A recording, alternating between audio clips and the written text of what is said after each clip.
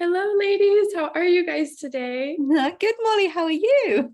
Doing well. How are you, Heather? I'm great, thank you. How are you, Genevieve? I'm good. Thank you very much. Good.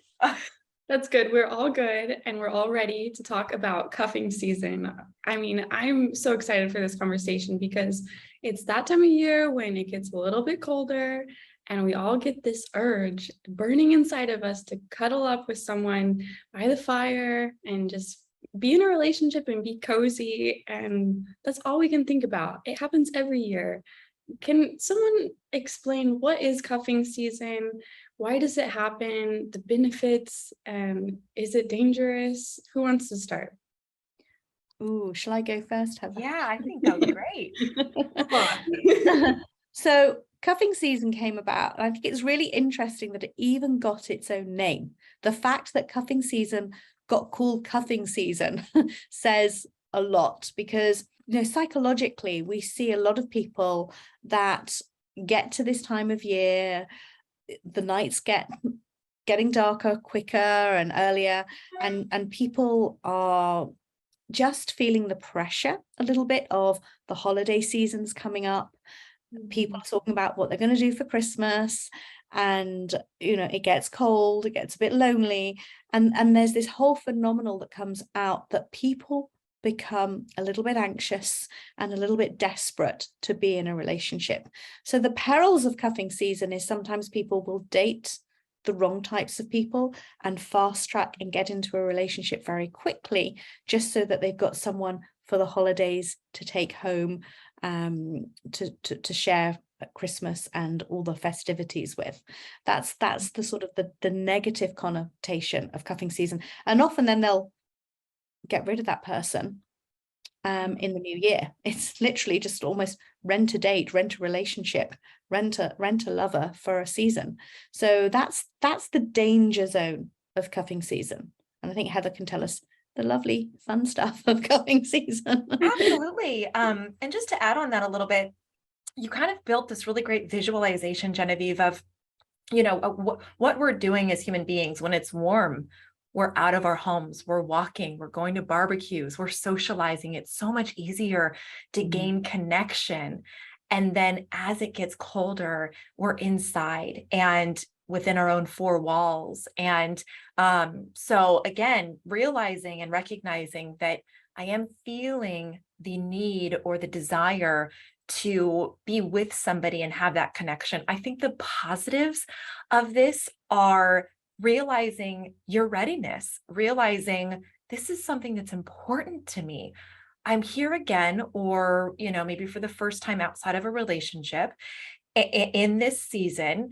The leaves are changing. I'm, getting my pumpkin spice latte for the first time this season, and I'm wearing a scarf. And I would love to embrace somebody on the couch. And I would love for singles to recognize this is a really great way for your body and mind to realize I'm missing something. I would really love this. Doing the right steps to make sure that the person you're investing your time in, of course, not just picking somebody because we're trying to fill a void or just because we are looking for somebody to snuggle up on the couch with, and even through Valentine's Day at times as well. And then it gets warmer again and you're like, wait a minute, this isn't the right person. So getting out of that cycle of just entering into a relationship that kind of isn't meant to succeed, but recognizing that you're worth it. And it is time to start looking and putting yourself out there in a really safe way and getting excited about the ability to get to know new people and, maybe find a really special connection. Yeah, it's true. It brings some dangers, but also a lot of opportunity. But I want to touch on what you just said, Heather, that we need to go through the right steps. Genevieve, you also touched on this a little bit, because cuffing season, although it's cozy and nice to cuddle up with someone, it brings a lot of pressure. So what can you guys give to singles who might be tempted just to rush into a relationship real quick, just so they have someone, instead of actually thinking thoughtfully, is this person right for me? Well, I think the most important thing that we always teach our matchmakers and our coaches is to work with clients at the right pace and make sure that clients are dating for the right reasons and doing it authentically. Because I think sometimes when you're doing it off your own back, you kind of get swept along with the whole dating and relationship. There's hormones that start flooding your system, and you just get swept along with that lustful excitement of being in a new relationship. Whereas we're a lot more realistic. First of all, when we match people based on values.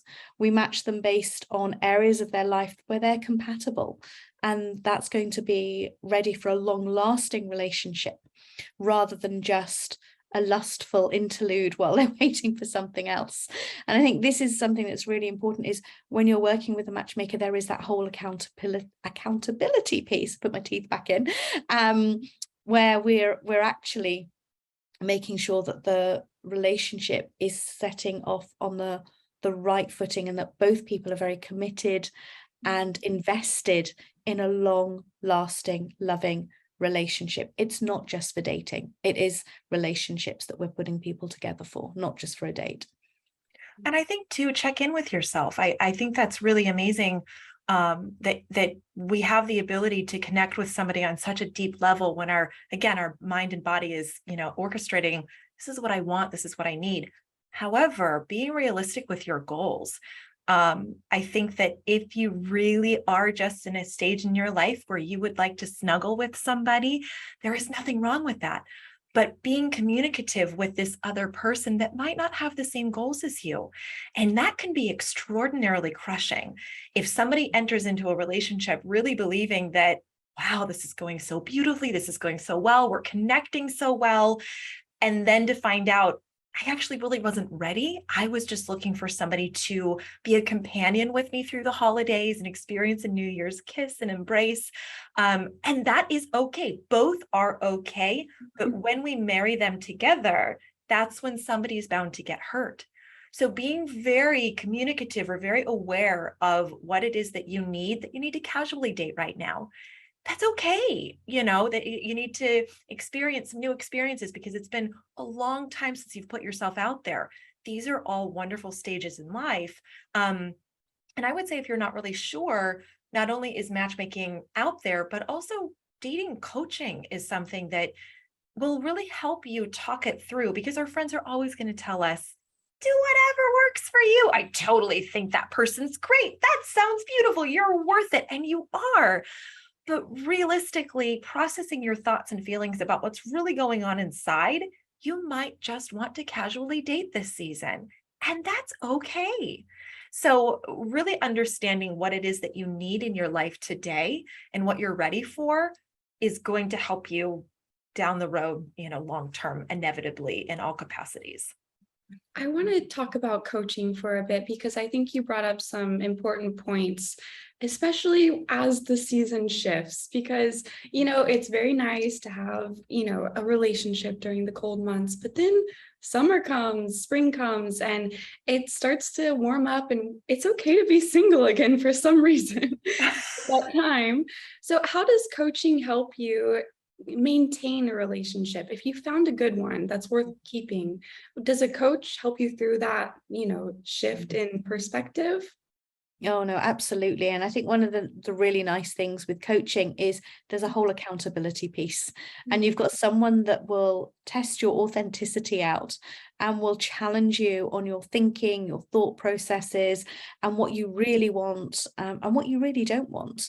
And, nowadays, as Heather said, we see different types of relationships evolving, and we see people in different relationship phases once they've come out of a relationship, or if they've been too busy to date.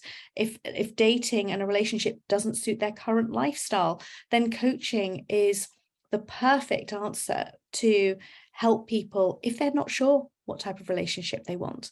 If they've just come out of a relationship and they feel that they can't be on their own, then again, a coach can work through that with them, because there's so many different challenges, and sometimes we're our own worst enemies, and everyone feels, you can talk to friends, you can talk to family, and everyone thinks that they are a great relationship coach. But often what they're doing is they're projecting their love stories and their relationship styles and patterns onto their friends and family, thinking this is the only way you can do it. This is the only right way. Whereas our coaches are educated to take people through all the steps so they understand really what's going to be right to suit them at this stage in their life. And I'm sure Heather can add to that. I think that was a perfect wrapped up, Christmas bow on Wrapped top. up in a bow, ready for Probably under, on a bow, I the, think is under the mistletoe. It's under the mistletoe, exactly. So both are, if you're ready and you've done the work and you are inspired for a deep, meaningful, long-term connection that surpasses just this season. It's 5 years from now when maybe you have grandchildren now, and 5 years from then, and you're celebrating a new tradition for New Year's together.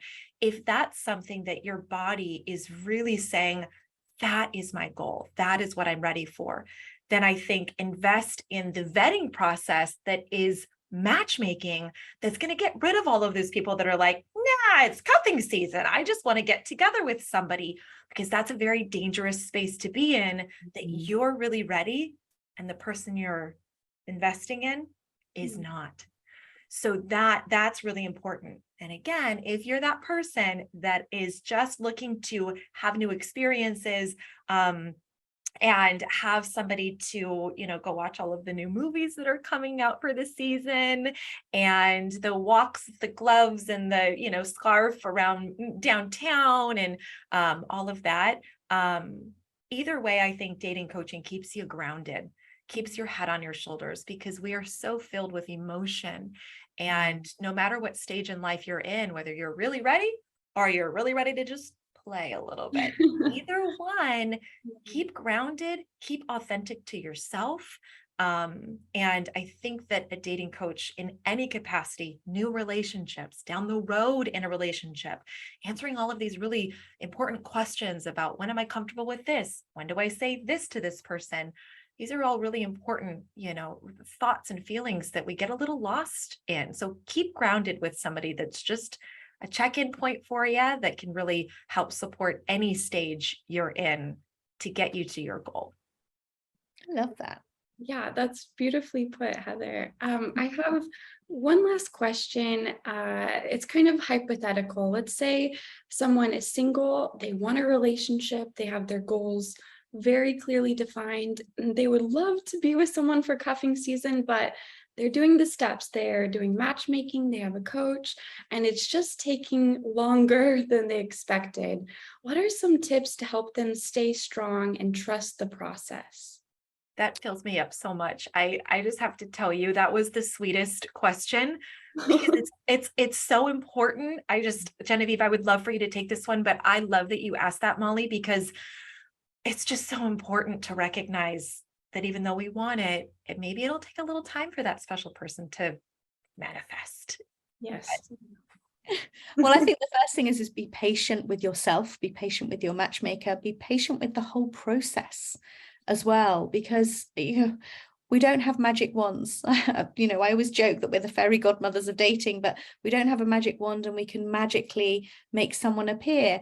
People come into the process at lots of different points, and it could be that your perfect person isn't going to appear until the new year.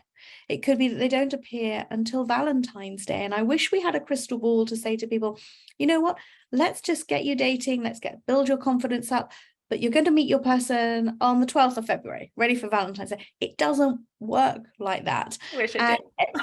I wish it did. Oh my goodness, can you imagine how easy our jobs would be? It's keeping a very open mind. And I think a lot of people put a lot of expectations on themselves and on the process, which means that they're limiting the choices and the dating options that they have. They want to go and meet people, but often they stand in their own way so that they stop themselves from meeting the right people. And I think it's one of those things that the more open you are, the more willing you are to step out of your comfort zone. One of the things that we do know I've been doing this nearly 3 decades now. And one of the things that I do know, and Heather knows as well, is we see people that come in with a tick list, a huge tick list of, this is what I need, this is what I want, this is what I know is going to work for me. And the minute we say to them, let's step you out of your comfort zone just for one date, just trust us, there's someone we know has got a really good energy that we feel will resonate really well with you, your values are aligned, your long-term relationship goals are very similar, and we would love to introduce you. The minute we make that introduction, it's like, whoa, okay, I wasn't expecting this. How many times have we heard, Heather, I wasn't expecting to feel the way I feel about this person. In fact, I resisted everything about this person. I put barriers up. I went into self-sabotage mode, but this person is very much my person and I need to make this work. However, I need to make it work. So I think sometimes who we think we should be falling in love with and who our friends and families expect us to fall in love with is not the person we end up with. And we hear that every time we have someone saying, hey, I want to go on hold, and I wasn't expecting to end up with this type of person. I really wasn't. They have nothing on the list. You know, how many times do we have people say, oh, height or size or location, and then you say, well, if you just step out of your comfort zone just a little bit for this one, it's a little bit of a wild card, but just trust us. And then the magic happens. Those are the best stories. They really are. It really is. I think too, you're absolutely right, Molly. This season can bring really great connection with family, traditions, but then also it can bring really, really great feelings of, loneliness. And so it's entering into this, you've done all the right steps, you've got your coach, you've got your matchmaker, you did all the work, and all he needs to do is show up, or all she needs to do is show up, and you're ready. There is the phrase, obviously, work-life balance. I want us to also remember there is such a thing as dating life balance. So keep your agenda or your calendar filled with friends, filled with family, occasions that are going to make you laugh and are going to fill your connective bucket, so that you're not waiting for somebody to do that for you. You're doing it for yourself. And that is the biggest gift we give to our future partner, is really understanding how to balance myself, my needs, to fill my happy bucket. And you just are the extra icing on top of that big, beautiful cake. That's the ingredient. So go to the parties, heck, have a party with the family, friends, Halloween party, Thanksgiving, Friendsgiving, have a Christmas exchange, have a New Year's get together, fill your surroundings up with love, love, love, and connection in your normal daily life. And while you're also looking for that person to complement your current life. So that's what I would suggest. I love that. I love that. You need to keep yourself busy, but then when someone special comes along, you need to make yourself available. Yes. So that you're ready to date and you're investing the right time. Because I think sometimes people say that they're just too busy to date. So you need to have a trade-off that when someone does come in, that you make sure that you're carving out enough time to invest in that relationship. Once every 2 weeks is not enough. You need to be seeing someone at least twice a week and investing some proper time with someone to get the foundations of the relationship where they need to be, so that you can go off and sail into the sunset and enjoy plenty of cuffing seasons and Valentines and everything else together that is going to come up. Absolutely. It's all about balance. It is. It so really important. is. So true. Well, thank you both so much. I feel like these were the encouraging words and the practical tips that we all needed to hear to survive and to thrive in cuffing season this year. So happy cuffing season. Happy ladies. Season. Thank you guys. Bye. Bye.